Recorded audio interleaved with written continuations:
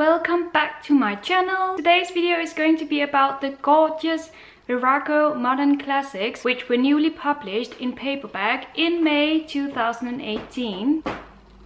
Thank you, Zeus. Once again, he is making noise as I'm filming. I naturally ordered these books and I was expecting to do a video in which I showed them to you in all their beauty and glory. The thing is that they haven't turned up yet, and now is the last time for me to do this video before July ends. I really wanted to do this video before my month of daily videos ended. So what we're going to do instead is that I'm going to talk about the books, show you some pictures of those gorgeous beauties, and then tell you about the synopsis as well. Once I receive them, which I hope will happen someday, it's been a few weeks now since I ordered them, but once I receive them, I will of course show them to you in a reading vlog, and most probably have a smile all across my face because they are so beautiful. One of the things that I really enjoy about these books that they have decided to publish are that they are very short books.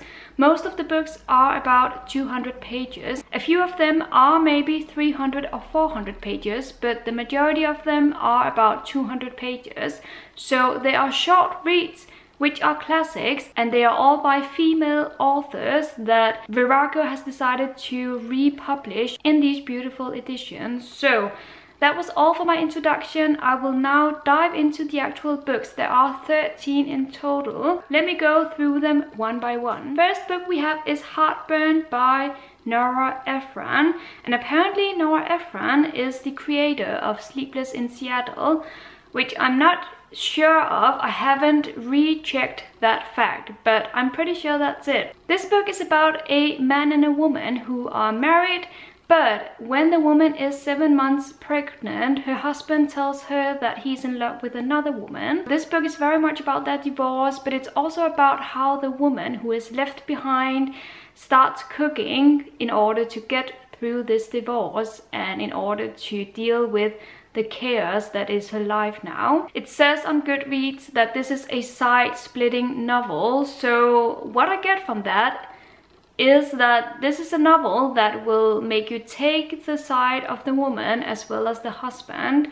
I'm not sure about that, but I'm intrigued to find out once I receive this gorgeous book and can actually read it. Next we have Frost in May by Antonia White. This is going to be my first book by Antonia White, which goes for a lot of these books. This one in particular is about a 9-year-old who is sent to a convent. She is very young and she tries to fit in and live according to this convent's rules, and she forms her own friendships with some of the other children in this convent. That's all I get from the synopsis, but it sounds like a very interesting setting. I don't think I have read that many books set in convents, so that alone intrigues me, and then also the fact that this is a classic that Virago has found value in, enough value to republish it in this beautiful edition. Then we have Fire from Heaven, a novel of Alexander the Great by Mary Renaud. This is a retelling of Alexander the Great's life from he was a child till he died at the age of 33. When he died, he left behind an empire which stretched from Greece and Egypt to India. That was quite a large empire. His parents fought each other for his devotion, and he killed his first man when he was only 12 years old, and then he ended his life with this great empire. So it's a book I want to read, definitely one that intrigues me. It's based on history and facts, but it is a fictional retelling, so I kind of like those kinds of books that can teach me something while entertaining me. A View of the Harbour by Elizabeth Taylor. Now, Elizabeth Taylor is an author I have previously read one book from, and that is Angel, and I quite like that one. A View of the Harbour deals with a bunch of villagers. The village is called Newby, and it's a story told from different points of view. so that we get to follow the individual villagers, and then their lives are entwined through this village of theirs called Newbie. That's all I know, but I know that I really liked Angel by Elizabeth Taylor, so I'm definitely interested to read this book of hers as my second one. Then we have The Magic Toy Shop by Angela Carter, which is a gothic novel that I have had my eyes on for quite some time now.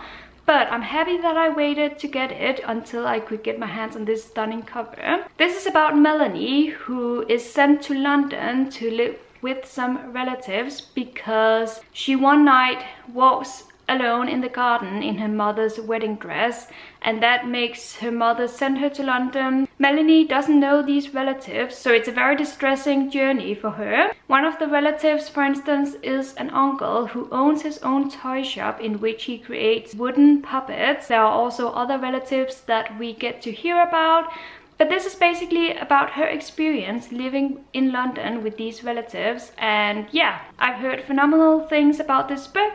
It's one that I have been meaning to read for years now, so I guess now is finally the time to do so. Since it is a gothic novel, I think I might have to wait with this one until October, just to make sure that the setting as I'm reading is absolutely perfect. Next we have Deep Water by Patricia Highsmith. Now this is an author that I've had my eyes on, but I've never read anything by her. But the reason that I know of her is because the movie Carol, which is one of my favorite movies of all time, is based on one of her books. However, this book, Deep Water, is about Vic and Melinda, who are married, but this is a forced marriage, so Melinda is not very happy, and in order for her to stay in this marriage and not get divorced, she is allowed to take on lovers.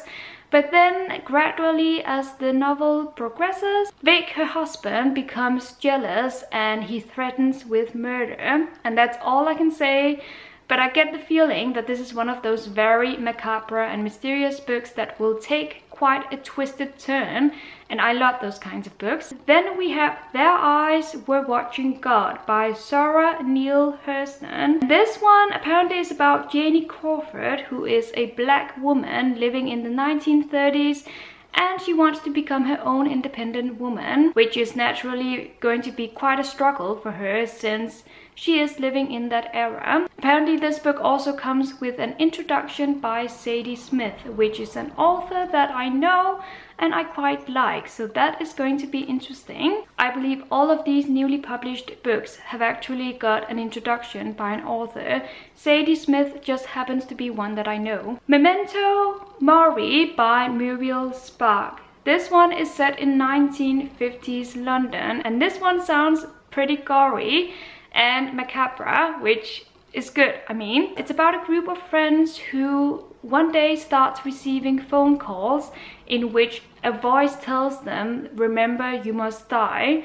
These phone calls keep appearing and keep happening, and gradually their friendships start unraveling and secrets come out into the open. It sounds like another very uncanny story that will be perfect for October when it's dark outside and you are in for a creepy read. Then we have The Weather in the Streets by Rosamund Lehman, and apparently this one is a sequel, which I'm not sure how I feel about that since it is being published in this edition but only the second book. This one follows Olivia Curtis, who is now in this novel 10 years older from when we apparently meet her in the first novel. Nevertheless, this is a book about a love affair because Olivia falls in love with a man. They have this clandestine love affair, which means secret meetings and nights in hotel rooms. And apparently this book was a shock when it was published because it was a book about some things that people didn't normally read about and which were not accepted in society back in the days. So I'm interested to read it naturally. Then we have The Dart Avacado by Elaine Dundee, and this one is about a young American who is very adventurous and she decides to go to Paris. It's set in the late 1950s and it's about her journey and her growing up in this French city. I love France, so I am naturally drawn to this book. I don't really know too much about it, but I guess that it's about her adventures, and I guess you will fall in love in Paris, because who wouldn't? So it's one that I am very eager to get to. I feel like it's a book that it will be perfect to read during summer, just because it's about a voyage, so maybe I will read this one sooner rather than later. The Return of the Soldier by Rebecca West. Now this one I have heard about previously. I've never read it, but now the time has come for me to actually do so. I believe it's a very well-known classic about a soldier and 3 women and their relationship. It's set during World War I, and apparently the soldier is suffering from an injury from the war. I couldn't tell you too much about this book other than it's a very well-known classic, and I'm intrigued to read it to find out why that is. The Collected Stories of Grace Paley. This is the only short story collection in this bunch of books I have ordered. I'm not much of a short story reader. I prefer to dive into a novel and stay with those characters for a certain length of time. But I do like short stories once in a while, and this one has won an award, I believe. It's been highly praised as a very beautiful collection, and yeah, that's enough for me to pick it up and read it. And once again, this has got a gorgeous cover, which I think is amongst my favorites. And the very last book is Faces in the Water by Janet Frame, another author I have never heard about, but I'm interested to get to know her better. This one is told from the viewpoint of a young, insane woman. So it actually sounds really interesting, because we are inside her head as she is telling us of the conditions, of the horrible conditions of 2 mental institutions in New Zealand. I don't know what to expect from this one. I really don't know, but I'm definitely in for that kind of story. And that is it for all of the 13 books I have ordered and that I am impatiently waiting to receive. What cover is your favorite, and what book sounds the most intriguing to you? Let me know in the comments. But that is it for this video. I hope you enjoyed it, and as I said, I will show you these gorgeous books as I receive them in another video. Have a great day everyone, and happy reading!